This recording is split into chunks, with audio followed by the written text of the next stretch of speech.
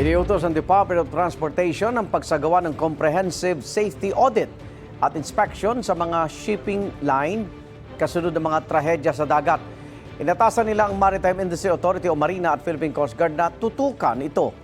Kasabay ng inspeksyon ang pagripaso sa polisiya ng pagsusuri at pagsigurong seaworthy o ligtas bumiyahe sa dagat ang mga barko. Ayon sa Philippine Coast Guard, maaaring maapektuhan ang biyahe ng mga barko sa pagsagawa ng detailed inspection. Ang Marina sinusulong naman ang amyenda sa polisiya ukol sa pagsagawa ng risk assessment kada barko, imbis na kada kumpanya. Issue rin ang lifespan ng barko at kung kailan ito dapat i-phase out.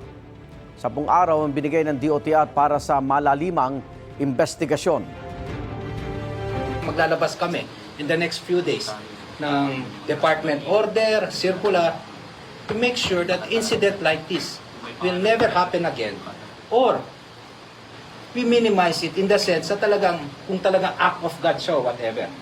Kung lalabas po sa investigasyon na meron pong pagkukulang ang gobyerno, we are exacting accountability and we will be very unforgiving on this. Igan, mauna ka sa mga balita, mag-subscribe na sa GMA Integrated News sa YouTube para sa iba't ibang ulat sa ating bansa.